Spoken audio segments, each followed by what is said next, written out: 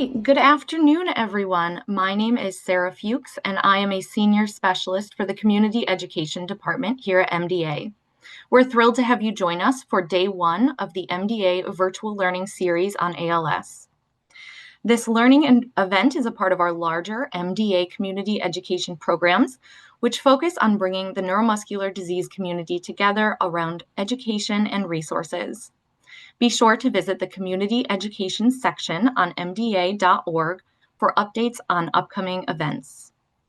We are recording today's event, and it will be posted to our MDA website for on-demand viewing at a later date. Everyone registered for today's session will receive that information in their email inbox. Please know that all phone lines have been muted, but you can still ask questions. We will have a Q&A session at the end of each speaker's presentation. Simply use the chat feature to type in your questions. And you can also feel free to type in your questions as you think of them, and we will address them at the end of the presentation. I want to start by thanking our supporters of today's program, Biogen and Mitsubishi Tanabe Pharma America. For nearly 75 years, MDA has led the way in funding research to accelerate the development of new treatments, expanding access to care and clinical trials through the MDA Care Center Network, and advocating for access and inclusion for the neuromuscular disease community. MDA delivers its mission through research, access to care, advocacy, education, recreation, and engagement. Since its inception, MDA has invested more than $1.1 billion in neuromuscular disease research. Our MDA care centers are located at over 150 top medical institutions nationwide, providing care from clinicians who specialize in neuromuscular disease. MDA's advocacy work focuses on support for accelerated approvals and novel research, access to healthcare, accessible air travel, and more. This focus plays a vital role in shaping laws and policies that support the needs of people living with rare neuromuscular diseases. Our community education and recreation programs are designed to connect individuals and families. We are committed to building a nurturing environment where members can share experiences, triumphs, and challenges. Every year, we offer over 40 educational programs, over 20 summer camps, and dozens of other community activities, both virtual and in person. If you haven't done so already, we invite you to join the MDA community. You can register with us, and it is free. There will be a link in the chat for you to do that. Now it is my pleasure to introduce today's first speaker, Dr. Shafeeq Ladha. Dr. Ladha is the Ira A. and Mary Lou Fulton Chair in Motor Neuron Diseases and Chief of Neuromuscular Disorders at Barrow Neurological Institute in Phoenix, Arizona. Dr. Ladha completed his neurology residency at Barrow Neurological Institute and fellowships in neuromuscular disorders and EMG at Mayo Clinic Rochester and Mayo Clinic Scottsdale, respectively.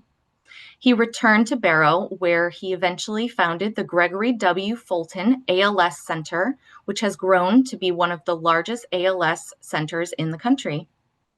Dr. Ladha's research interests are in biomarker discovery and clinical trial design. He has led numerous clinical trials in ALS and has over 60 publications in peer-reviewed journals. He currently serves on the NEALS Executive Committee. Dr. Ladha, thank you for being here, and I will now turn the time over to you.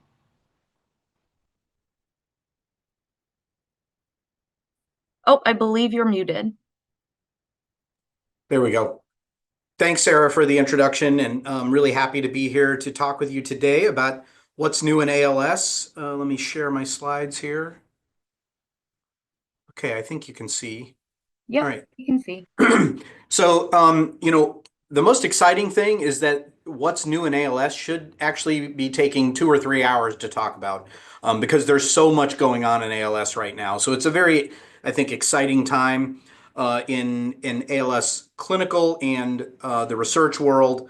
And I'm going to try to hit some of the highlights, and I think this talk should have a little bit of everything for everyone. Let me start my timer.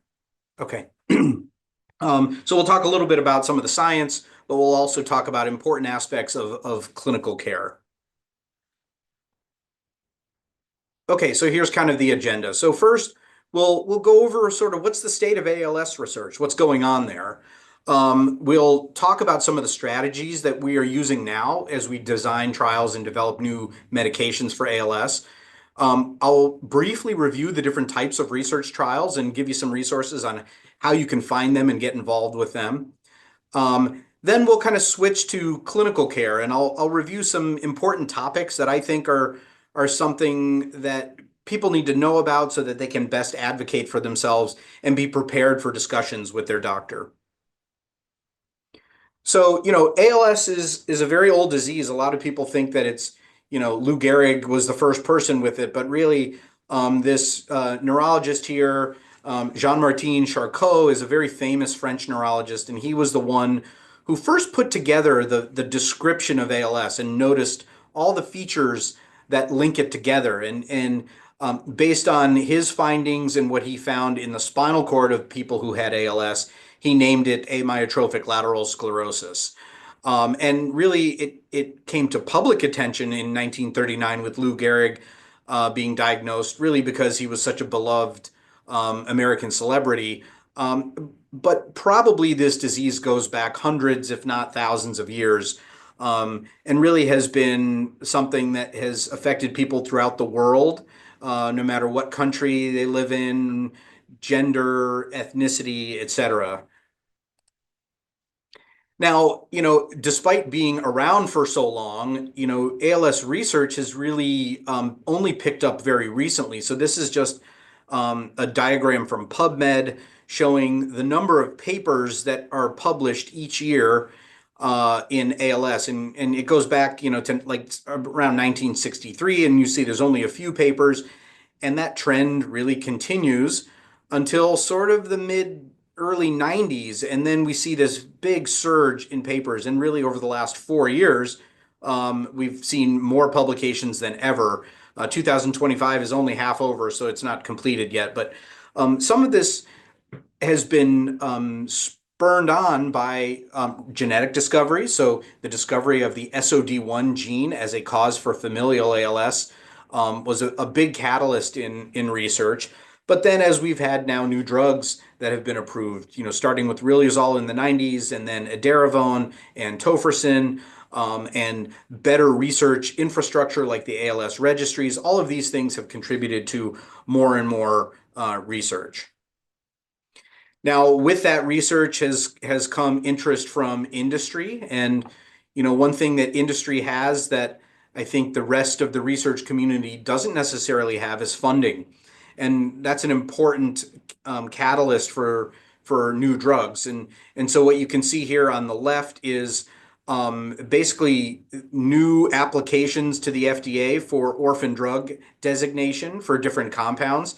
And you can see a dramatic growth. So in the last 10 or 12 years, there's been a huge number of both biologics and regular drugs that have been applied for. And this, is a little bit out of date from 2020, early 2024, this publication. And I think the numbers would be even bigger if we included the last couple of years. And then on the right, you can see what we've really moved into is drugs based on mechanisms. And riluzole, we thought we knew a mechanism, but we didn't really have any good data to prove that riluzole worked in the way we thought it worked. It turned out it worked, but I think it probably didn't work the way that it was designed to work, and it worked for other reasons. Well, we're much more targeted now. We target things like neuroinflammation, oxidative stress, certainly SOD1 dysfunction, because we know a lot about SOD1 mutations, proteostasis, and this is really referring to drugs that modulate how proteins are made. And in the next couple of slides, you'll see that that's become a very important target for our drug development pipeline.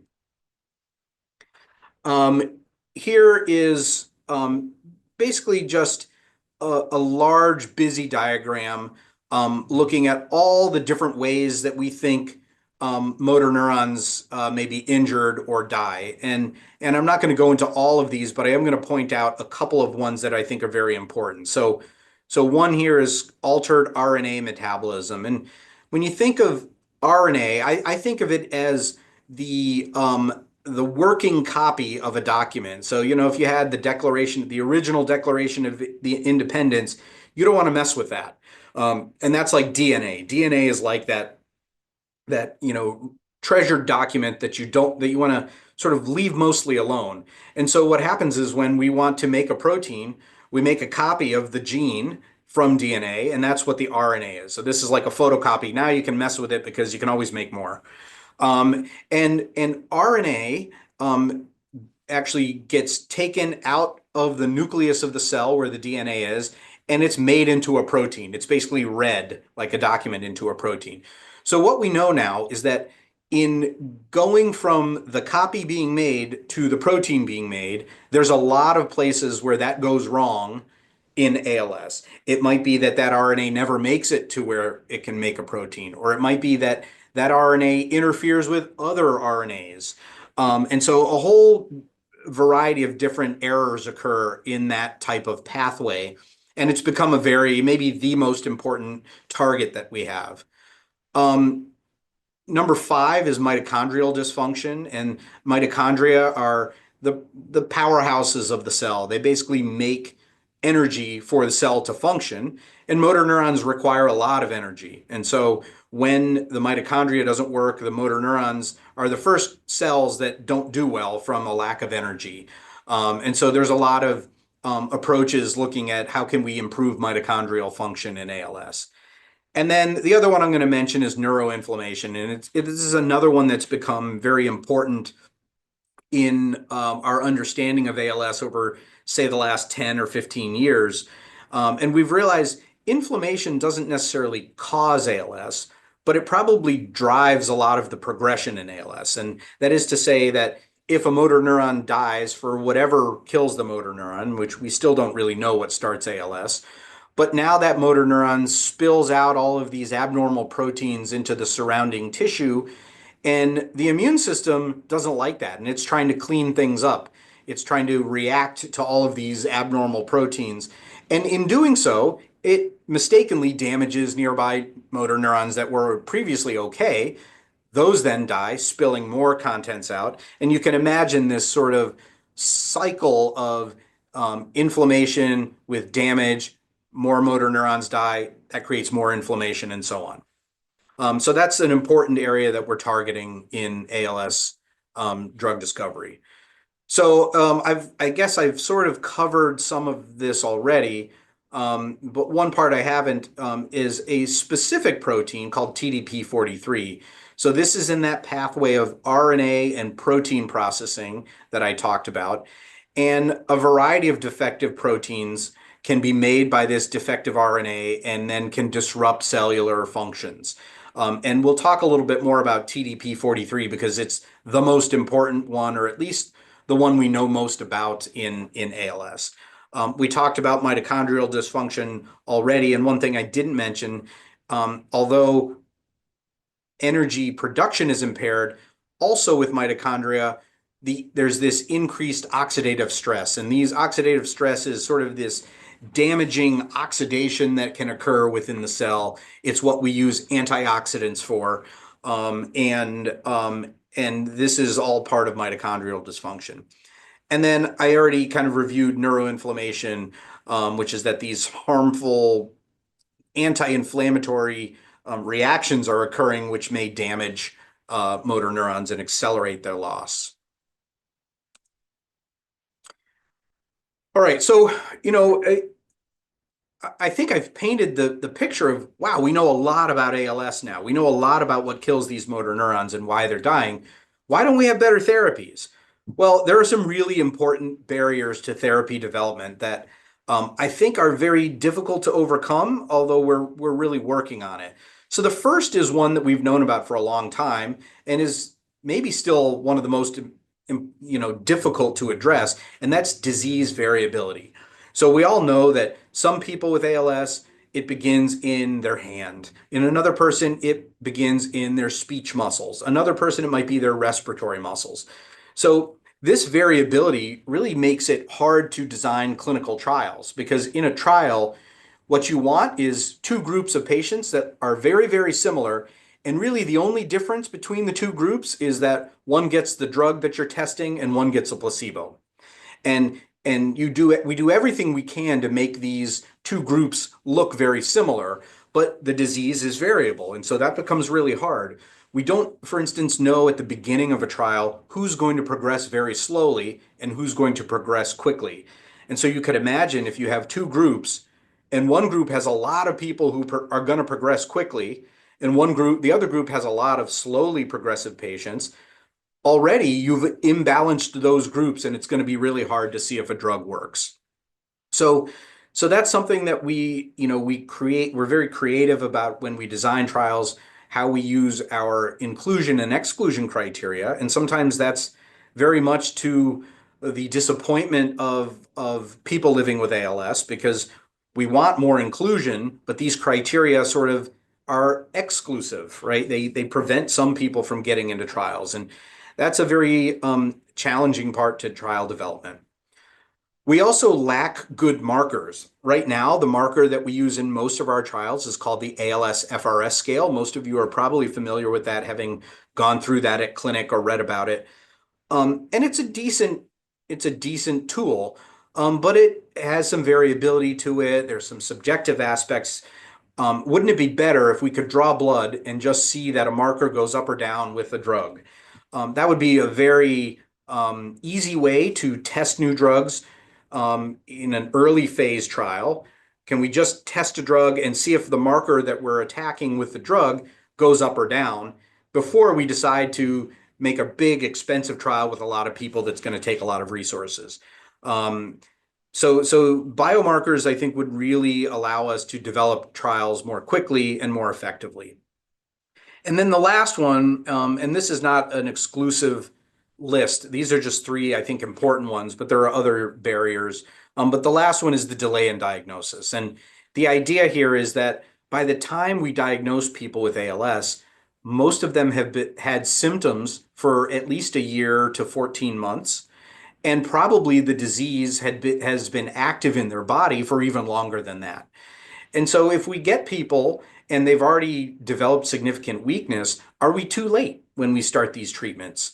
And it's certainly possible that there are drugs that might have worked that were negative in trials, and maybe they would have worked if we had just been able to get people much earlier in the disease.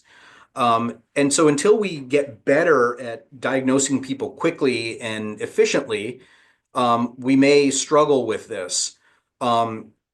Biomarkers, in addition to tracking disease activity, also are another way. If we had diagnostic biomarkers that allowed us to diagnose people very early, when they just had a little bit of weakness in their hand, that would go a long way. So that's something that's being looked at as well.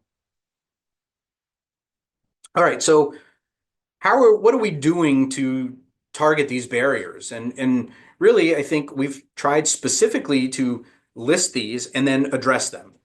So one of the ways is very targeted therapies. And we know a lot about all of these mechanisms that kill motor neurons. Can we go after the ones that are easiest to target? And so genetic therapies are, of course, very attractive here because in genetic ALS, a gene mutation is the cause of the disease in that person, and there's no other cause there. Whereas in sporadic ALS, it's probably a whole bunch of things that contribute to developing the disease. So a much more simple model allows us to target that single cause and hopefully have a bigger impact on the disease. I mentioned TDP-43, and I'll talk about that in the next couple of slides, but we're also targeting TDP-43 because it's such a central component of ALS. Many different problems that I've listed come from the TDP-43 dysfunction. And so if we can target the TDP-43, a lot of these other aspects of the disease kind of go away. And I'll show you some examples of that. Um, we're also, I think I've made a case for the fact that biomarkers are going to be really important. And so targeting the problem is really targeting and putting a lot of work into biomarker development, both for diagnosing the disease, but also for tracking the disease and determining if a drug is working. And then finally, we have to be better about trials and their design. And this comes back to the disease heterogeneity and how can we be very efficient with trials so that we're not spending a lot of time spinning our wheels, because time equals money, and we want to be very good stewards of all the money that's being put into the ALS drug development space. And one good example of this is the Healy platform trial, which really has been a very efficient trial in testing drugs to decide if they should move on to a bigger, more sort of widespread trial, or if we should abandon that drug and move on from it and move to something else. And it's really in just a couple of years we've been able to, quickly test, 6 or 7 drugs in an efficient way, to have kind of that go, no go decision making on whether to move forward with it. All right, so getting back to sort of these genetic therapies. So, as we've known about the SOD1 gene and how it causes ALS, it's allowed us to really be very targeted with development of a therapy, which has really paid dividends. So here in this little diagram, you'll see in untreated mutant SOD1 ALS. So this is a genetic form of ALS. You have this messenger RNA, or the RNA, which is the copy of the DNA, as I told you about before. It actually makes an abnormal protein, and that protein sticks together and then becomes toxic to the cell. And the motor neurons die from this. And this is because of this gene mutation here. So what has been done, Biogen and a team of experts all designed this little fragment in green here to basically bind to this mutant, an abnormal RNA. And before it can ever make the SOD1 protein, it gets broken down and eliminated. And so now you've essentially reduced the amount of this abnormal SOD1 protein, and your motor neurons can survive longer. So this approach is really showing how, with very good understanding of the biology of the disease, we can create these tailored, very targeted therapies that have a much higher chance of being successful. And in my patients who have had these mutations and gotten tofersen, it's been a real game changer. So we know that this drug is helpful. Now, this same approach can be used for other mutations. And so we know there's lots of other genes that cause ALS, particularly the FUS gene and the C9ORF72 genes are both important genes that cause familial ALS. And the FUS gene now has an ASO drug, just like tofersen, that's in development and looks to be very effective. And hopefully over the next year or so, we'll see that drug get approved and come out. There have been a lot of trials looking at the C9ORF72 gene. This is a little bit more challenging than FUS, but still we're working on it. Now, what about TDP43? So I was just talking about genetic therapies for people who have familial ALS, but what about other kinds of ALS, like sporadic ALS? Well, what we know about TDP43 is that in ALS cells, this TDP43 protein basically forms these clusters that are abnormal, and they sort of serve as a sponge to suck in other important proteins. And so now you have important proteins that are not out doing their job because they're stuck in these clusters of TDP43. In addition, TDP43 isn't doing its normal job, and that is to help RNA get processed properly. And so when you don't have TDP43 in the right place, it's now not doing its job. These things called cryptic exons, which you don't really need to understand what they are, but basically they're just abnormal forms of proteins that occur because TDP-43 isn't available to do its job. And so you essentially, to boil it all down to simpler terms, you have TDP-43, which forms aggregations. You have these things called cryptic exons forming because TDP-43 isn't available to do its job. And these cryptic exons form abnormal forms of proteins like you may have heard of UNC13 or Staffman, and there's a variety of others that no longer work. So you could imagine, instead of targeting UNC13 directly, so you could target TDP-43 directly, and that's being looked at.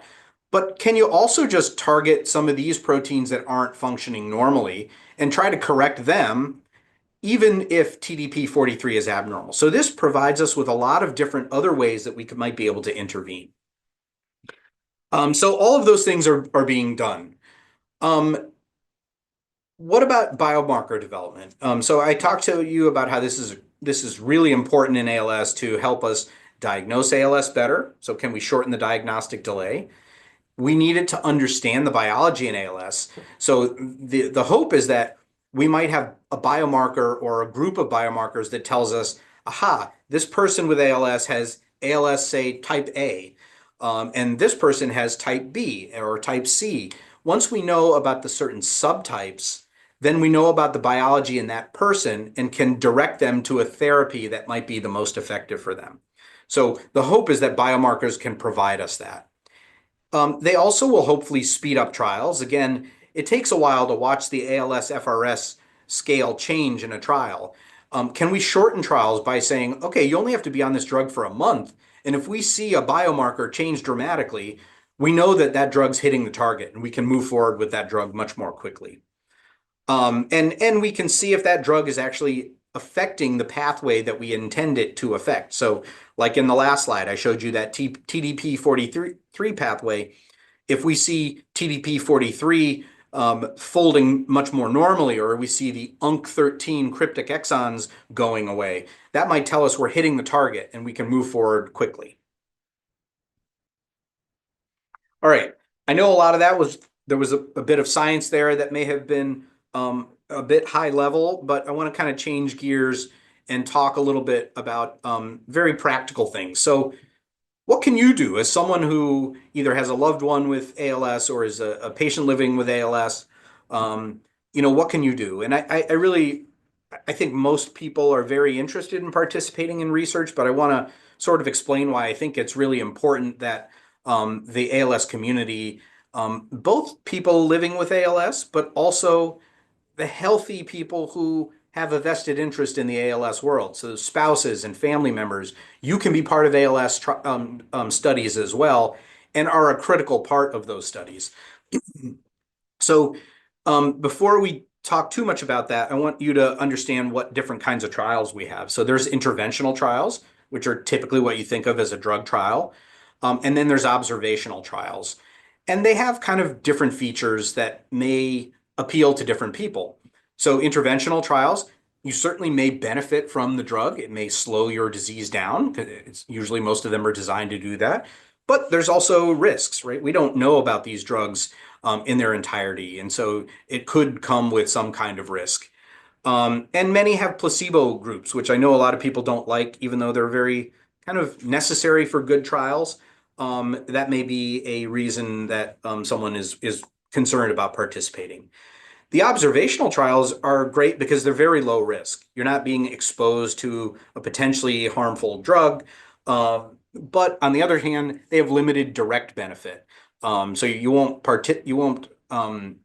benefit from an observational trial right now, but they are critical for allowing us to develop treatments down the road. And so, it may have a future benefit to people who participate. And these are often neglected. I think people think of them as not very important, although I think they're actually extremely important. I will use the example of tofersen, which observational trials were critical to tofersen becoming approved. We didn't really know what happened to SOD1 levels or neurofilament levels in SOD1 ALS until Dr. Miller at WashU did a study where he looked at the natural history over time, and only with that data could we compare tofersen's effect on SOD1 and neurofilament to the natural history and allow us to prove that it worked. So interventional trials, how do we find them? Well, talk to your doctor. That's the best way, right? They will know about what's available in your area or at their center. They'll be able to talk to you about the ins and outs of what each trial has and the risks and benefits of each one. There are also these great trial finders, and there's more and more of these now. So clinicaltrials.gov is a traditional one. They generally have almost everything on there, and you can search for different drugs. You can search by geography, et cetera. But a lot of the advocacy organizations have developed their own now, and they all are great. I've tested some of these out, and they work really well. The MDA has one, and I've put the links on here.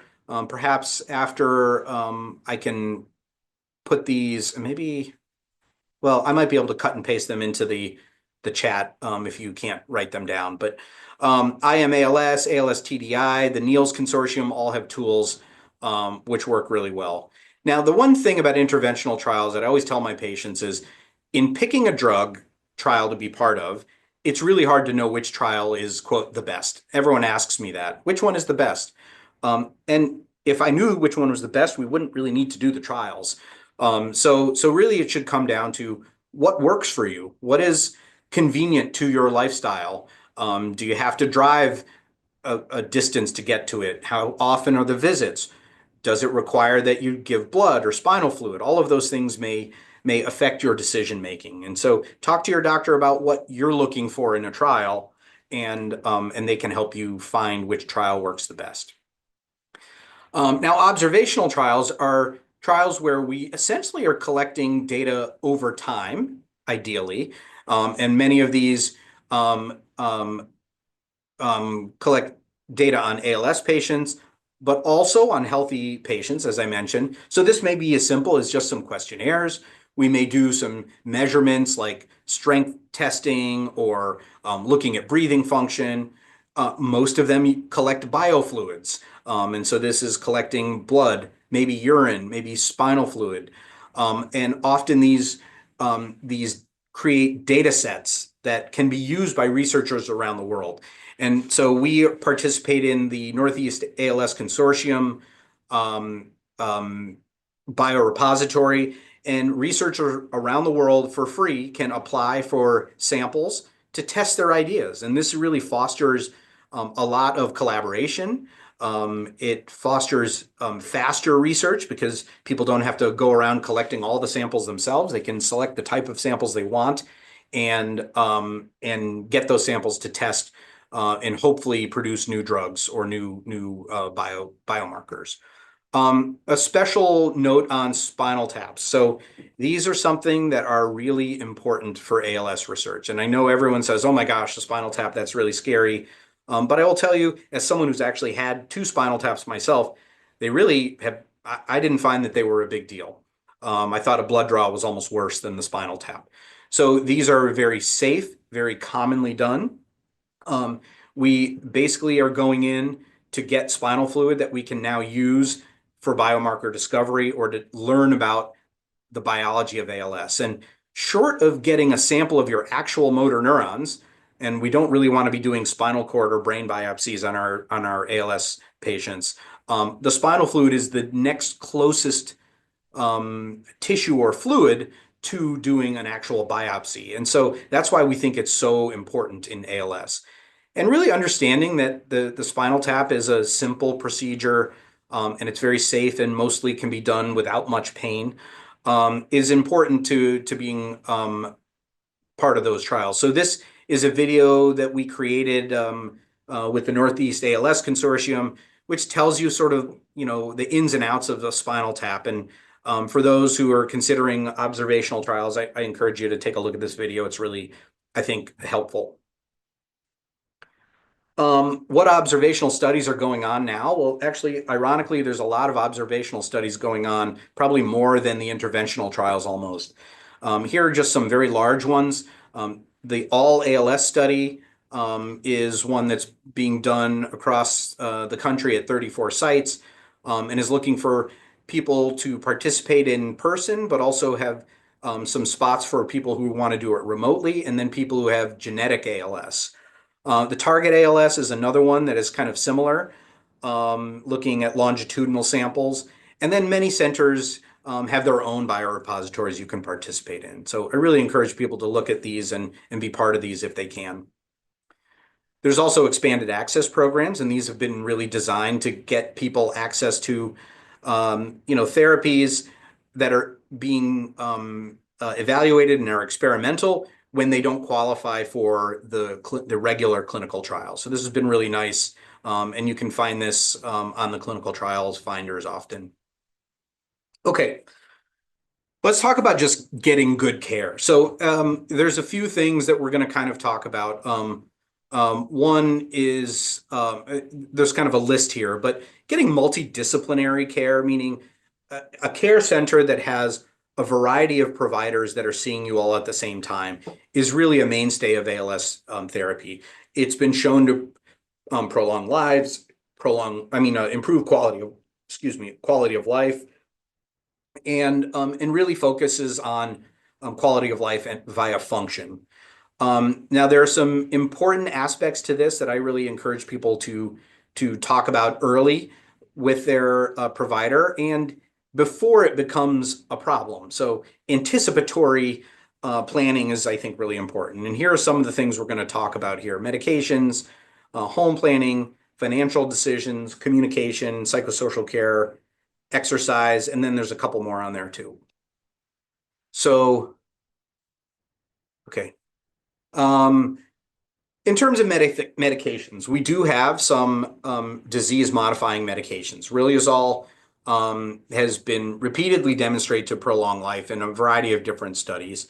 And I think, you have to think of the pros and cons. So there's a modest upside, right? This is not a game-changing medication, but it does work. And there's very little downside to it. So I think that's an important piece of the puzzle. Some people, I know it can be a little bit controversial. There are providers who say, don't bother with it. But in my opinion, we want to have some hope, and we want to try to get any upside we can with the minimum downside possible. And I think Riluzole fits that. Edaravone may fit that as well. There's a little less data. I mean, it was primarily approved on a Japanese study that showed a 30% slowing of the progression. There was a trial of a different formulation of Edaravone that was negative in Europe, which I think still creates a little bit of question then. And there's definitely different opinions from ALS experts. My belief is that if you don't have to pay a lot of money out of pocket for it, then the equation is very similar to Riluzole, which is a modest upside and very little downside. If it's costing you a lot of money, I think that changes the equation. Okay, what about home and financial considerations? So we want our patients to stay at home, right? That's where our family is. That's where people are happiest. So we want to think, how can we keep people in their home? So early on, you want to think about that. You don't want a multi-story house if you have ALS. And we've had people who sell their house and move to a single-story home early while they still can. Bathroom accessibility is very critical, and you want to plan ahead for that, including if you're going to be moving to another home. You want a home that you can get a wheelchair in. You can get, to a bathroom. You don't want a bathroom that has one of those little toilet closets. Those are impossible later on. So you want to think of these things and talk with your occupational therapist about them early, so that if you have the means, you can make some change. You want to know who's going to help you down the road, right? That may change over time, but you want to plan ahead for that. And then oftentimes we have a home health evaluation come to the house and look around and say, oh, you could use bars in this spot, or oh, this would be good to change in this room. And that can be really helpful in a planning way. ALS is a very expensive disease to have, unfortunately, and there's a lot of equipment and things like that. So you want to really start planning ahead your finances. And a lot of this has to do with disability and when do you go on disability. There is a fast track designation for ALS, as probably that gets people on it very quickly and then gets people onto Medicare quickly. But, jobs are important to our quality of life and our sense of accomplishment and may pay us a lot more than disability. And so you want to work with your clinic social worker to figure out a timeline. When's the right time to go on disability, and therefore to go on Medicare? When you do go on Medicare, do you get an Advantage plan or a supplement plan? And I will say that my opinion, and this is not the opinion of anyone else necessarily, but I am not a huge fan of the Advantage plans because I think in ALS care they promise a lot and don't deliver as much. But you can talk with your social worker about the ins and outs of that. All right, what about communication? So that can be frustrating in ALS, and you want to, again, try to plan ahead. Traditional voice banking is what used to be done. It's very tedious. It takes a lot of hours. And there's a lot of newer approaches now using AI. And I'll plug 11 Labs. I have no vested interest in 11 Labs, but I've found that they do a lot for our ALS patients and do it for free.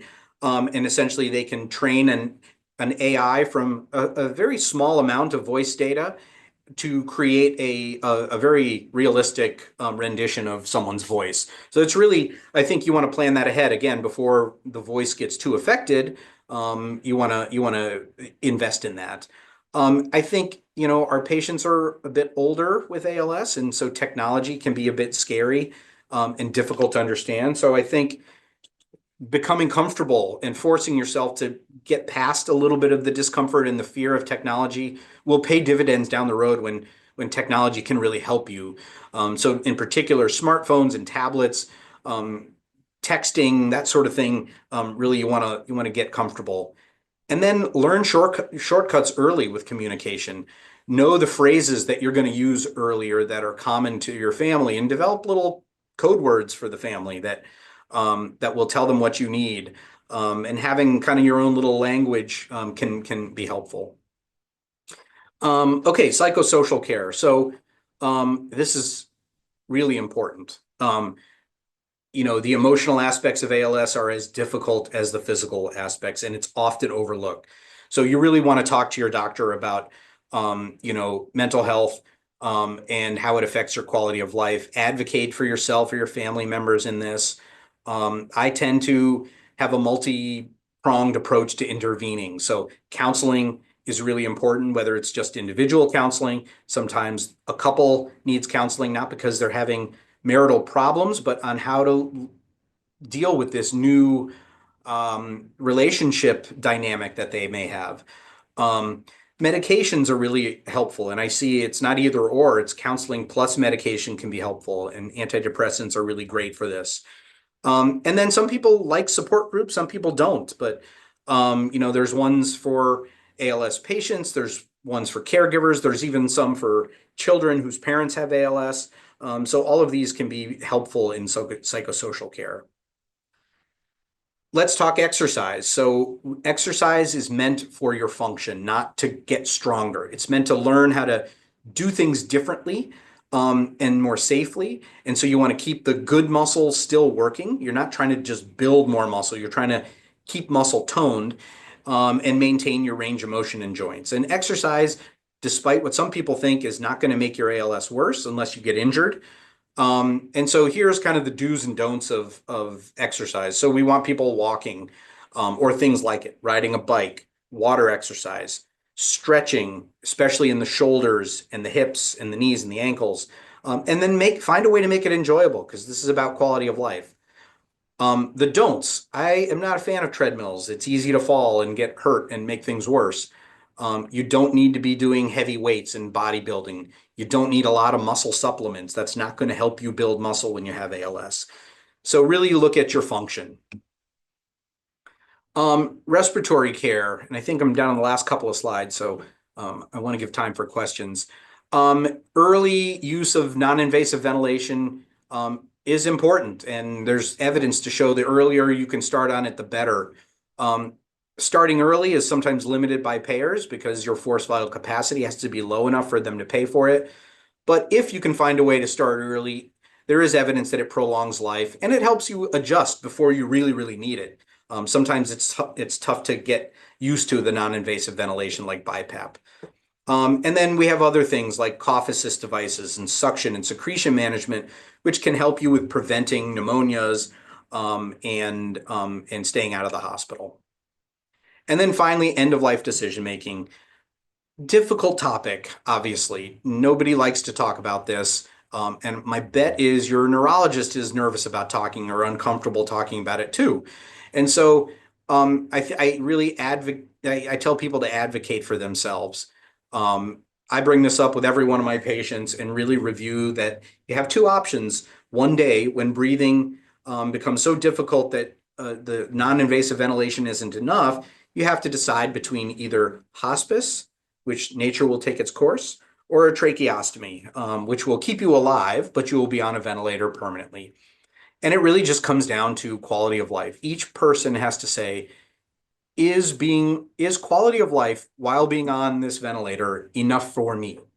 And that's how you make the decision.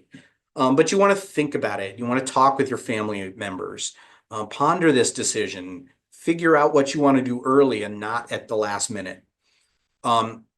Advanced directives in living will are great. They are something you end up not needing to use very often in ALS because these are there for if you are not able to make your own decisions. And most people with ALS can make their own decisions till the very end. So this is if you were to get into a car accident when you had ALS and had brain trauma or something, that would help people decide. But really, talking about your decision making with family and your providers is the most important thing you can do. All right, last, this is just a list of some useful resources. In terms of patient care organizations, here's a couple. Team Gleason has been great for our patients. So is Compassionate Care ALS and 11 Labs. The Paralyzed Veterans Association is really great at advocating for veterans to get their VA benefits. The Social Security website should be one of the first places you look if you get diagnosed to sort of start planning out when you go on disability. And then these great advocacy organizations like the MDA are really all in to help patients with ALS. And we'll take some time for questions. Thank you so much, Dr. Ladha. I am going to go ahead and start sharing, and then we have some questions that were submitted in the chat, and we also have questions that were submitted upon registration. All right. Oh, all right. So we have first question, are there any studies for ALS that are related to PLS? Yeah, well, I think this is a topic that's there's not clear agreement on. So is PLS just part of the spectrum of ALS, or is it a completely separate disease? And I think the verdict's still out. There are some aspects where we think it may be a separate disease, but there's clearly times, and I think a lot of people who are initially diagnosed with ALS actually eventually are finally diagnosed with ALS. I'm sorry, I said if you're diagnosed with PLS, many people just have upper motor neuron ALS, and eventually the diagnosis is actually ALS. So we don't have great studies on this, and it often is limited in the PLS world in terms of what kinds of studies that people can be part of. Thank you. In the beginning, when speech and movement is still very strong, what are the most important things we can do to prepare? So some of the things I talked about in this talk, right? This is prepare at home, try to figure out the ways to make your home as accessible as possible. Talk with your provider about planning communication. And if you want to do voice banking, if that's important to you, do it early. Plan your finances, plan your care over time, plan your work, your exit from your job. I think that's an important one to plan early. Great advice. Thank you. What advances are being made in early diagnosis of ALS? Well, biomarkers, I think, are the way that we're really going to hopefully make that diagnosis early. So many of you have probably heard of neurofilament.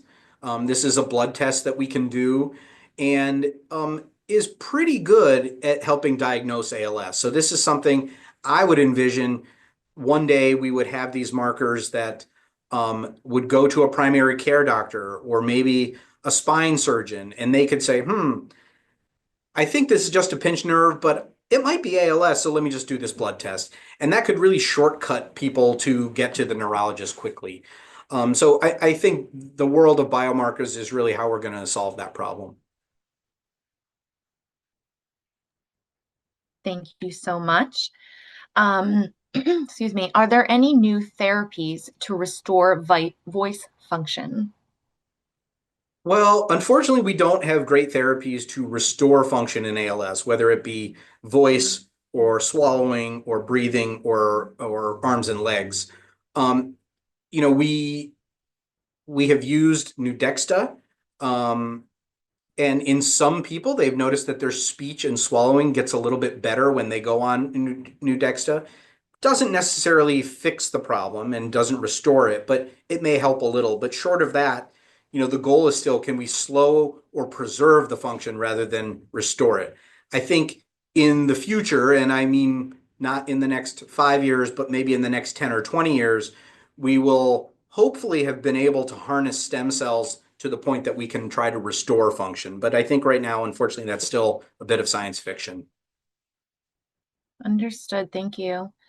Um, does the fluid from a spinal tap tell you if you truly have ALS?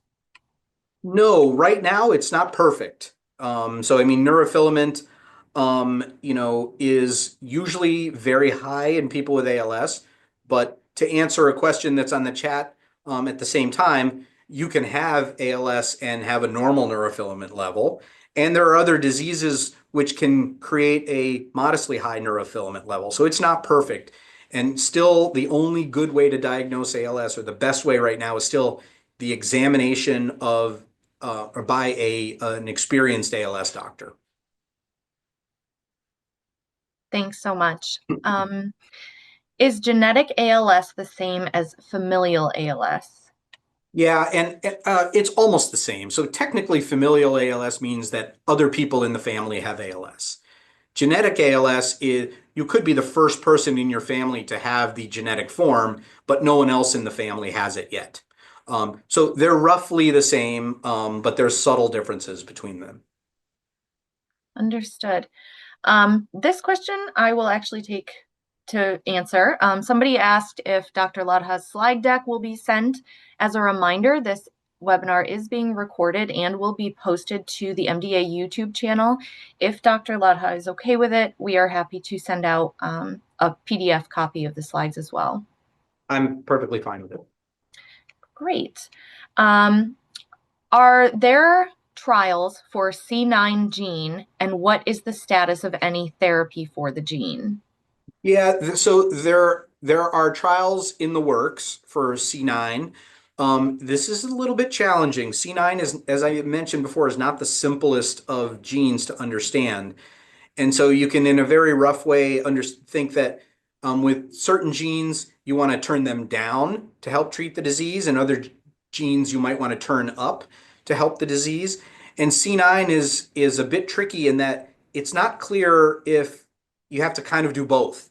And so we did one trial looking at an ASO where we turned down the gene and it did not seem to help the disease. And so we're still trying to understand the best way to tune that genetic product before getting into large scale therapies. Understood. Thank you. And it looks like we have one final question. If anyone else has questions, feel free to type it in the chat. Somebody wants to know the best recommendations for PALS with fingers starting to curl towards the palm of the hand. Yeah, so that's a common problem because the muscles that extend the fingers often become weak before the muscles that curl the fingers. And so this is something I think the earlier you can start, the better, because prevention is better than treating it when it happens. And really, it's as simple as stretching exercises. So you want to work with your physical therapist or occupational therapist to try to keep that stretched out. And they have splints that people use, all different ways to try to keep them from curling. If they're already curled, you want to try to still stretch them to prevent them from getting worse, but it can be very hard to overcome that curling once it's already developed. So doing it early before the curling starts is really critical. Thank you. I also want to point out that MDA does have a print material on at-home physical therapy and occupational therapy guidelines for individuals living with ALS. We can post that in the chat. It looks like we did get a couple more questions in the chat. In your experience, does ALS first diagnosed in lower limbs progress more slowly than ALS diagnosed first in upper extremities? No, I think there's cases where it can be, slow or fast in starting from anywhere. That's the nature of how variable this disease is. It can be really challenging to predict how quickly it's going to progress. Absolutely. What do you think about the use of IL-2 given the latest results? I'm not sure what you mean by the latest results, but IL-2 is being looked at. I think it's something that has promise, especially in the immune system. So this is getting back to that kind of neuroinflammation. And IL-2 can help promote a more calm immune system that may hopefully help slow the disease. So, I mean, I think we'll have to see once that trial gets done in a larger scale to see if it actually works. Great. And then it looks like we have one final question. How do we know what stage is next? Well, it's hard because I don't really think of ALS as a staged disease. People get worse, but it doesn't happen in a predictable pattern. And ultimately, the most important thing is the speech and swallow. I'm sorry, the swallowing and breathing function. And so, we don't have a good way to predict what will happen next. Even if we don't call them stages, if it starts in your hand, I don't know if it's going to your speech muscles or your foot or your other hand next. We do have some probabilities. It tends to go to the area on the other side of where it started, but it can go anywhere next. So it's really very difficult and varies from person to person. Understandable. We did get one more. Is there any research being done using CRISPR technology? Yes, there is a lot. Most of it is still in the realm of the animal models. I think, one thing we want to make sure is we're editing genes and safety has to be of the top priority. We can't edit a gene and cause cancer, right? Or something like that. That's unacceptable. So they're being very careful about moving CRISPR forward. But I think it'll be something that is part of ALS research in the not too distant future. Great. Well, it looks like that's it for questions. Thank you so much, Dr. Ladha, for being here today and for all you do for the ALS community. My pleasure. Thanks for having me. Thank you.